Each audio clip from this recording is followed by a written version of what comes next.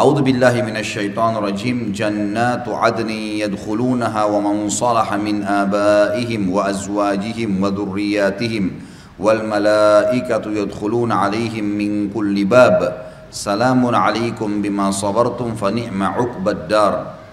Surga Aden, salah satu nama surga, derajatnya namanya Aden, yang mereka masuk ke dalamnya bersama-sama dengan orang-orang yang saleh dari bapak-bapak mereka, istri-istri mereka, dan anak cucu mereka.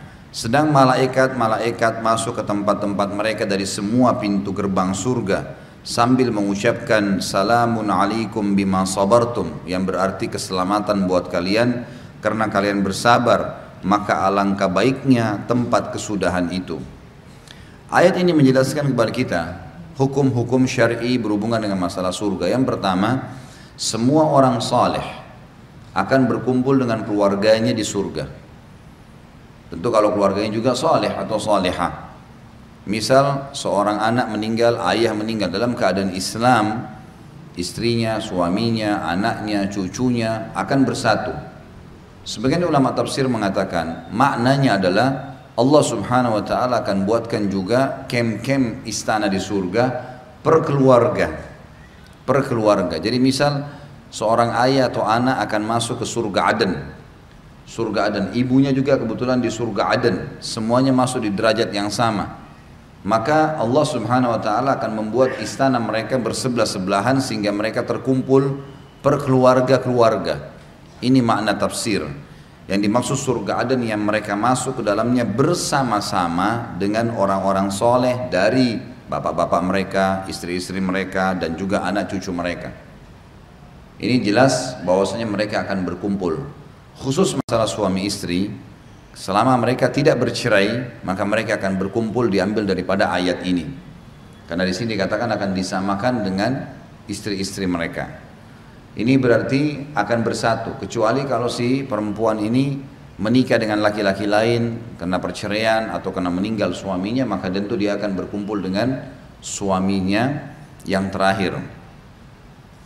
Itu yang pertama. Yang kedua, disebutkan ada pintu gerbang surga dan malaikat akan memenuhi pintu-pintu gerbang ini sambil mengucapkan salamun alaikum, selalu keselamatan buat kalian, keselamatan buat kalian karena kalian telah bersabar.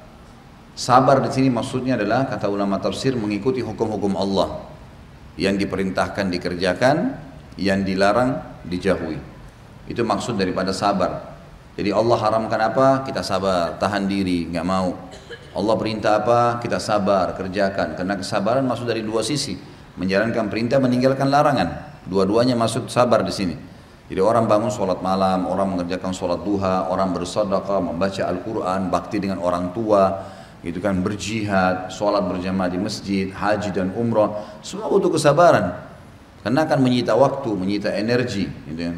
Ada suka dukanya. Begitu pula dengan meninggalkan dosa, ada godaan. Nah, kita mungkin digoda oleh lawan jenis sehingga kita akan terbuka pintu zina misalnya, atau ada godaan menggiurkan untuk menipu seseorang, mengambil haknya orang lain di depan mata, mungkin mencuri, mungkin menipu hak warisnya kerabat, mungkin sabar, tahan diri, harus sabar, nggak bisa enggak, tahan diri, semua godaan akan datang. Mau buat ini selalu ada godaan, manusia tidak luput dari godaan syaitan. Tinggal siapa yang sabar dan siapa yang terjerumus. Nah, sabar dalam menahan diri dari kemaksiatan, karena kita semua manusia sama, kita semua punya hawa nafsu. Semua orang bisa terjerumus dalam semua jenis dosa. Dari zinanya, dari ribanya, dari menipunya, dari mengambil haknya orang lain, apa saja. Semua orang bisa terjerumus, tapi dia harus sabar. Kesabaran ini akan menyebabkan hasilnya surga, gitu kan? Hasilnya adalah surga.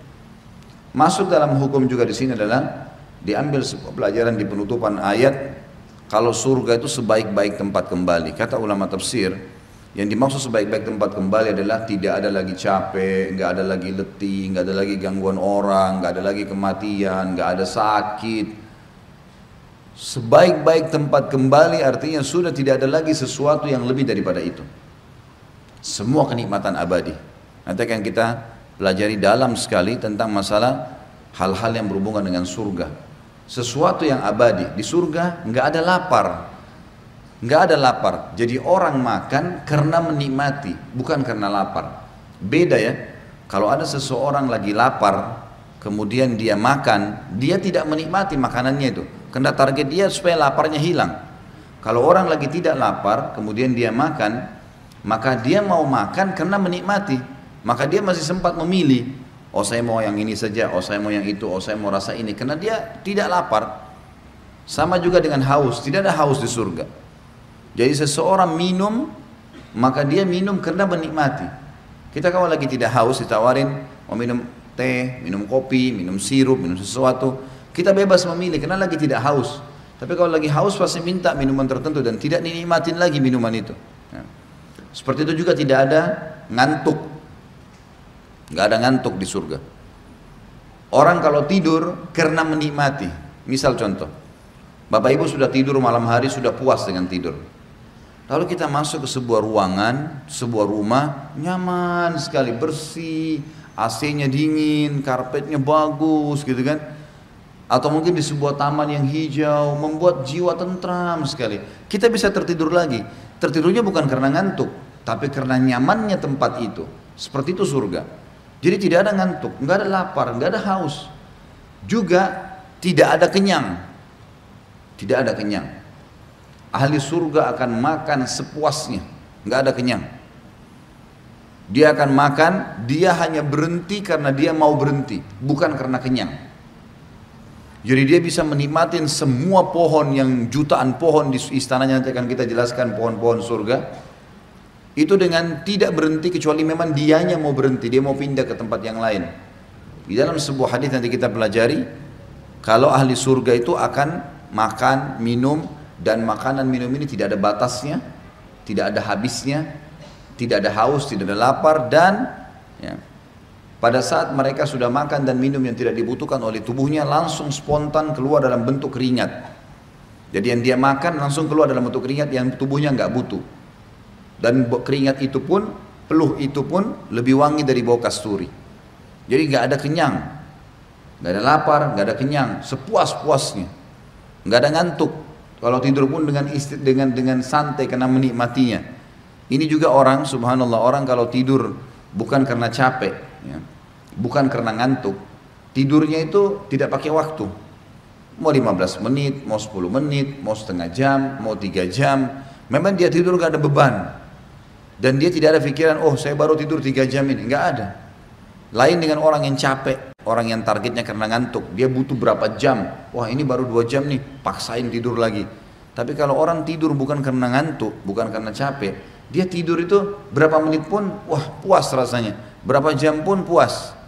Itu keadaan. Semua ini teman-teman sekalian masuk dalam makna ayat Al-Quran penutupan, dia sebaik-baik tempat, ya, fani ma'uqbad dar itu tempat tinggal, paling nyaman. Semua sisi temboknya, sisi tanahnya, warnanya, permadaninya, bantal-bantalnya, nanti kan kita pelajari semua. Ayat-ayat menjelaskan masalah itu, ada permadani, ada bantal-bantal yang tertata rapi, ada singgasana, ya. Kemudian ada pohon-pohon yang luas gitu. Ada trap-trap tingginya beberapa istana yang dia bisa pindah-pindah. Pelayan-pelayan yang dipenuhi. Satu orang di surga itu memiliki minimal 10.000 pelayan. Satu orang punya 10.000 pelayan sendiri saja. Dan pelayan ini super sempurna. Semua bidadaranya laki-lakinya gagah sekali, semua bidadarinya cantik sekali. Sempurna sampai dikatakan dalam sebuah riwayat yang sahih, nanti akan masuk seorang pun di surga ke surga, lalu dia temuin seorang pelayan laki-lakinya sangat tampan, bercahaya dan luar biasa. Sampai dia mengira orang ini malaikat. Dia mengatakan, apakah kamu salah satu dari malaikat? Dia mengatakan, bukan, saya salah satu pelayan Anda di sini. 10.000 orang pelayan. Manfaat yang paling besar bagi kita orang-orang beriman mempelajari surga, dunia ini jadi kecil kalau kita sudah pelajari. Hilang semua itu ego untuk memperebutkan masalah dunia ini. Kita akan lihat, oh ini kecil dunia, akan kita tinggalin semua di sana itu akhirat. Sampai seseorang pernah bersedekah dari salah satu salafus saleh. Setiap selesai itu dagangannya, dia pasti dapat, dia sudah dapat keuntungan buat rumahnya, kebutuhan rumahnya, sisanya modalnya dikembalikan, sisa itu keuntungan dikasih sedekah, selalu tiap hari sedekah. Teman-temannya pedagang yang lain semua sibuk keuntungan setelah keluarin kebutuhan keluarga, Setelah modal kembali, sisanya dipakai nabung, beli emas disimpan. Sampai akhirnya teman-temannya memiliki gudang-gudang emas, dia tidak ada. Tetap seperti biasa saja gitu. Usahanya maju. Tapi dia tidak ada punya simpanan. Teman-temannya hanya bilang, "Hai fulan, kami sudah punya segudang emas. Kamu belum punya, karena kamu selalu bersedekah. Kamu nggak pernah simpan gitu. Kamu tidak sayang sama hartamu." Maka jawaban orang beriman berbeda. Dia mengatakan, justru karena saya sayang harta saya ingin bawa harta saya sampai ke sana, sampai ke akhirat. Ini sedekah, ini saya sedang nabung untuk saya bawa ke sana. Kalian justru tidak sayang harta kalian, karena kalian tumpuk-tumpuk di dunia. Kalau kalian mati sekarang, ini bakal dibagi ahli waris. Kalian tidak sayang harta itu. Saya justru sayang karena saya bawa ke sana. Orang beriman pemikirannya berbeda. Semua sisi surga teman-teman sekalian sebuah kenikmatan abadi yang tidak bisa dibayangkan. Dan kalau kita sudah tertanam dalam hati kita poin masalah ini, dunia ini akan jadi kecil. Nggak ada lagi perebutan di situ. Nggak ada lagi emosional. Nggak ada lagi sesuatu yang melampaui batas, berlebihan, gitu kan. Ada lagi pintu-pintu maksiat yang terbuka karena memang sudah sempat sampai pada puncaknya. Kita sudah tahu tinggal tunggu mati maka akan selesai. Baik, kemudian selanjutnya surah Shad ayat 49 sampai ayat 50. Tentu saja yang pegang buku di sini tidak disebutkan ya, tidak disebutkan bahasa Arabnya ayat ini, maka kita membuka Al-Qur'an. A'udzu billahi minasyaitonir rajim. Hadza dzikr wa inna lil muttaqina la husna ma'ab. Ini adalah kehormatan bagi mereka. Makna yang lain, ini adalah peringatan buat mereka.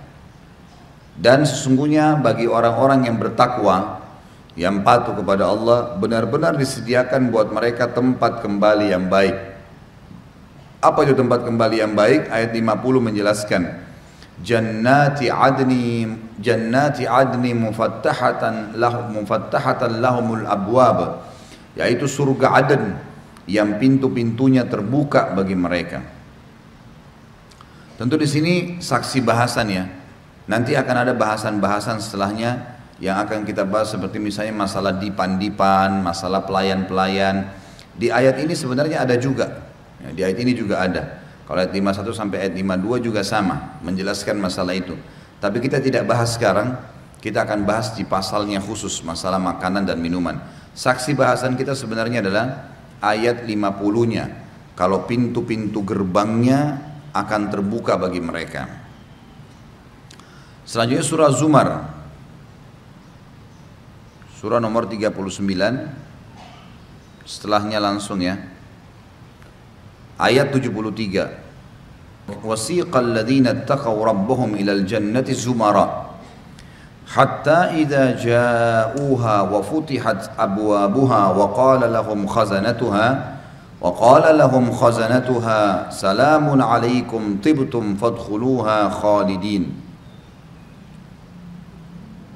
Dan orang-orang yang bertakwa kepada Rabb mereka akan dibawa ke surga berbondong-bondong atau berombong-rombongan, sehingga apabila mereka sampai ke surga itu, maka semua pintu-pintunya telah terbuka, dan berkatalah kepada mereka para penjaga-penjaganya dari malaikat, kesejahteraan dilimpahkan buat kalian, berbahagialah kalian, maka masukilah surga ini sedangkan kalian kekal di dalamnya. Tentu di sini yang kita ambil pelajaran daripada ayat ini adalah pastinya ada surga dan orang-orang beriman akan masuk ke dalamnya. Kemudian juga surga itu memiliki pintu-pintu gerbang yang sangat besar ya. Dan nanti akan kita jelaskan hadisnya. Di antaranya hadis kata Nabi SAW, surga punya 8 buah pintu, satu daun ke daun sebelahnya itu jaraknya 40 tahun. Jadi sebuah pintu gerbang yang sangat besar. Tentu kalau kita lihat istana-istana, selalu istana-istana raja itu pasti pintu gerbangnya besar-besar ya. Sebuah rumah akan kelihatan mewah kalau pintunya besar, tinggi besar. Kita lihat misalnya pintu-pintu masjid haram sekarang, besar-besar, tidak ada pintu kecil gitu kan.